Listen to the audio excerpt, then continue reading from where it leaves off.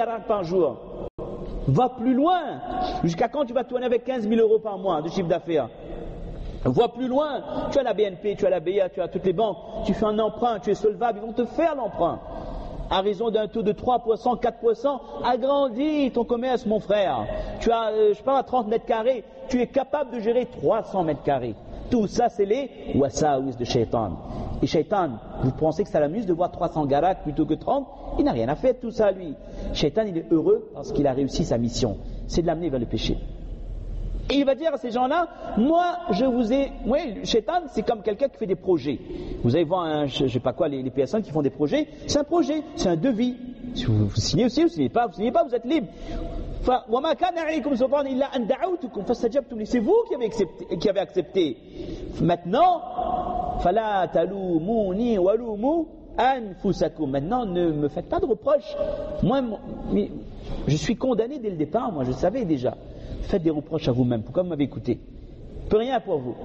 Allah Azza wa Jal nous met face à ces réalités, des choses qu'on ne peut imaginer, qu'on ne peut voir, qu'on ne peut comprendre, mais c'est haqq. La révélation d'Allah, c'est exactement la conversation qu'il y aura de Jahannam entre Shaitan et les gens qui l'auront suivi. Donc mes chers frères, quand on délaisse, pour avoir cette qualité, on doit bien se mettre à l'esprit que j'abandonne. Quand il y a un haram, je ne le fais pas. Pourquoi? Parce que muraqabatullah, Allah me voit, je suis conscient de ça, avec tous les intermédiaires qu'il y a. Deuxièmement, ihtisab, je sais que quand j'abandonne quelque chose, Allah est fier de moi et Allah me rétribuera le jour des comptes. Et troisièmement, ce qu'on vient de dire, que attention, quand j'ai envie de faire un péché ou que j'ai pas envie de faire une bonne action, dimanche matin je ne vais pas venir à la masjid, c'est parce que Shaitan aimerait m'amener avec lui de Jahannam. Il aimerait m'induire en erreur et Allah Ta'ala m'a mis en garde comme ça. Donc on essaie d'avoir à l'esprit ces trois paramètres-là pour Inch'Allah rester éloigné des péchés et demander beaucoup de doigts à Allah au moment de rompre le jeûne.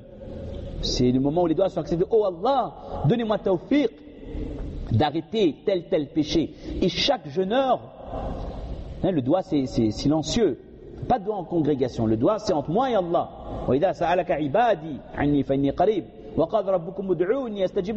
On demande à Allah ce qu'il y a sur notre cœur. On dit, et chacun sait quels sont ses péchés, quels sont ses défauts, et demande, oh Allah, je fais tel péché régulièrement. Oh Allah, tu es le seul qui sait.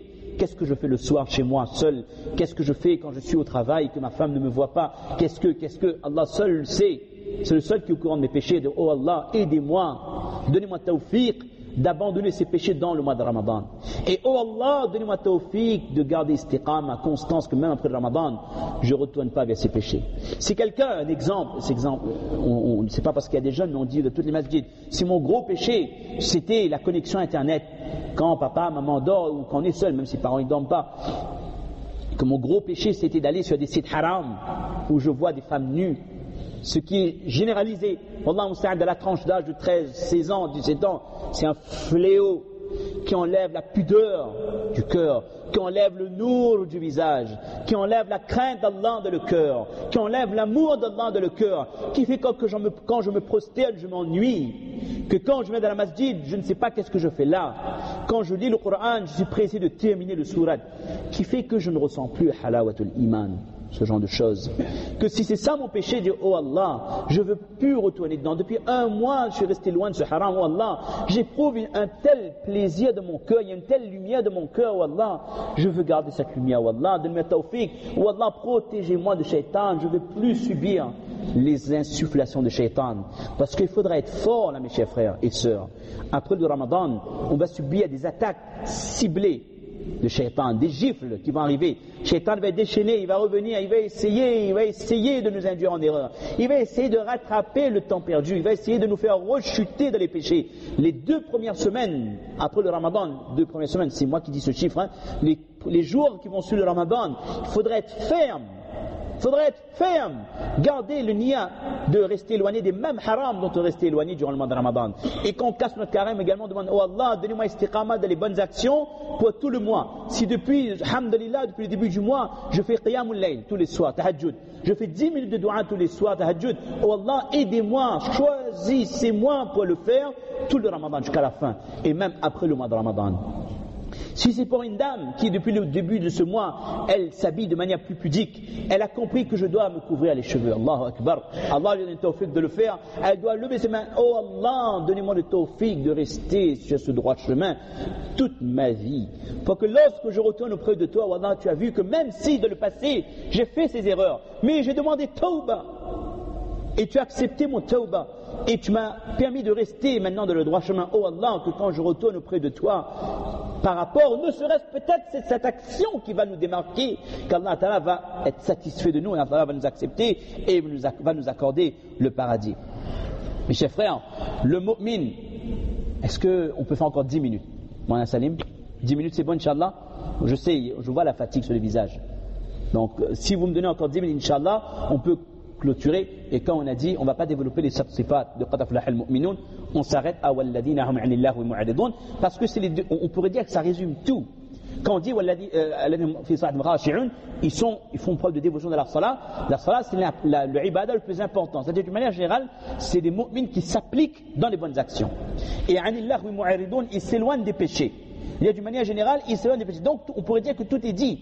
Après les autres sifat qui viennent après, ça par la suite, peut-être d'autres fois on pourra, Inch'Allah, développer. Mais on aimerait revenir encore 10 minutes, Inch'Allah, sur ce verset وَاتَّقُوا يَوْمًا تُرْجَعُونَ فِيهِ إِلَى اللَّهِ, et craignez le jour où vous serez ramenés vers Allah subhanahu wa ta'ala. Et on doit se rappeler, subhanallah, que le Coran nous rappelle que ce jour-là où on sera ramené vers Allah Azza wa Jal, mes chers frères et sœurs, c'est un jour difficile, c'est un jour effrayant, c'est un jour où tout le monde aura peur. Wa balaghatil qulubul al-hanajir. Hanajir, c'est la gorge. C'est comme si que le cœur remonte. Vous savez, parfois, quand on dit qu'on a une boule de la gorge, c'est qu'on est très stressé, très angoissé. Ça peut arriver occasionnellement. Mais là, c'est pire. Le cœur remonte. Wa balaghatil qulubul hanajir. Et que l'homme, il ne sait plus qu'est-ce qui va se passer. Parce qu'il sait que là, on est en train de jouer l'éternité. L'oppresseur, il va se mordre. C'est pas comme l'expression française, se mordre les doigts. Ses mains, il va s'attraper, il va se mordre parce qu'il ne sait pas qu'est-ce qui va se passer. Ni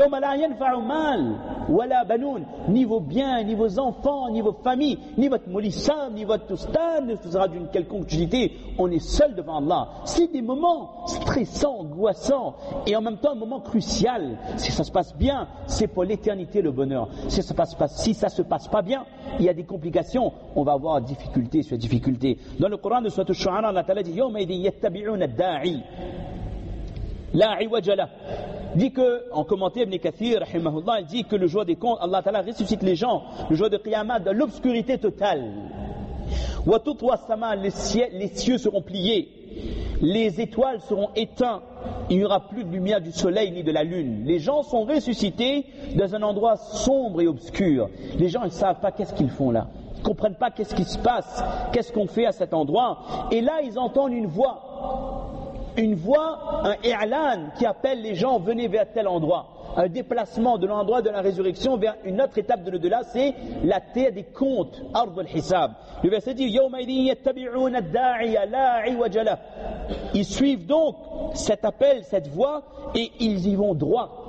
Le verset dit sans tortuosité. Il n'y a personne qui désobéit. Les gens sont tellement angoissés, ils ne savent pas qu'est-ce qui se passe, qu'ils entendent l'I'lan, c'est un ange, ils ne savent pas qui est en train de le faire, ordonner à la totalité de la création de se déplacer vers tel endroit, et les gens ils y vont sans se poser de questions. Là, il n'y a pas le riche, il n'y a pas le pauvre, il n'y a pas le chef d'entreprise, il n'y a pas le chômeur, il n'y a pas le blanc, il n'y a pas le noir, il n'y a que des créatures d'Allah. Et ils ne savent pas qu'est-ce qui va se passer dans les minutes qui suivent, dans les secondes qui suivent. Les gens, ils sont silencieux.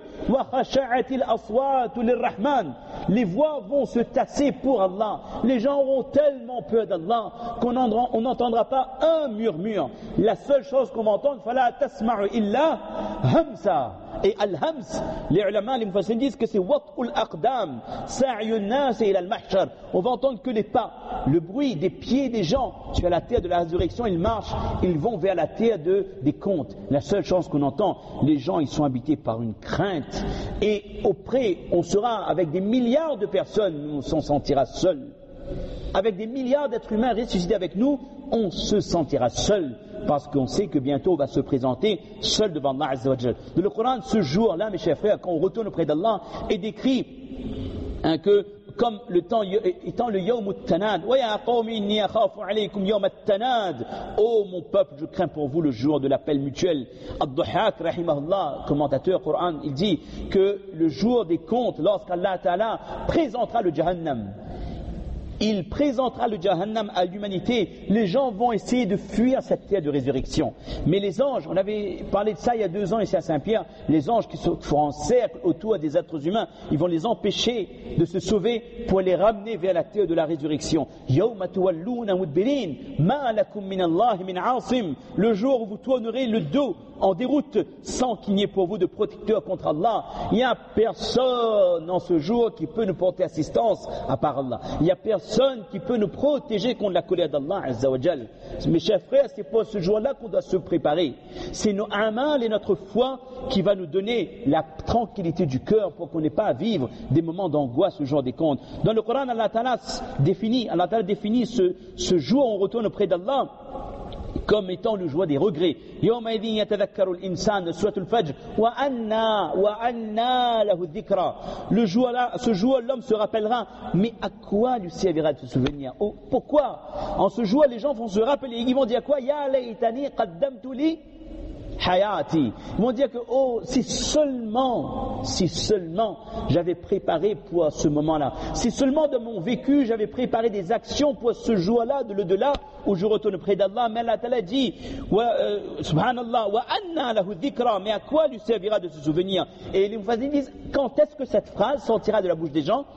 Après le verset, si on remonte un petit peu 3 versets, il y a 3 événements. Waja'a rabbuka, Allah Ta'ala se présentera devant la terre de résurrection. Wal malaku saffan saffa, les anges vont se présenter en rang. Et enfin, waji'a yawma idhin bi Jahannam, ce qu'on a dit tout à l'heure. Allah Ta'ala va présenter l'enfer. Quand l'être humain va voir ces 3 choses, il va voir son Seigneur qu'il aurait dû obéir dans ce dunya. Il va voir les anges, ces anges qui écrivaient mes actions, qui sont là, qui sont des témoins contre moi. Et il va voir le Jahannam, chose contre laquelle le prophète met en garde, que les musulmans ils parlaient de leur livre saint. Et là il va se dire, il va dire le verset qu'on a dit tout à l'heure, il va se souvenir, mais là, à ce moment, il n'y aura aucun intérêt de se rappeler, il n'y aura pas de remords. C'est le jour où il n'y a ni remords qui sera d'une quelconque utilité, ni istighfar qui sera d'une quelconque utilité. Les mufassirin disent, ô musulmans, ô musulmanes, attention, lis ce verset, médite sur ce verset, et fais attention que ce ne soit pas toi qui le dis le jour des comptes.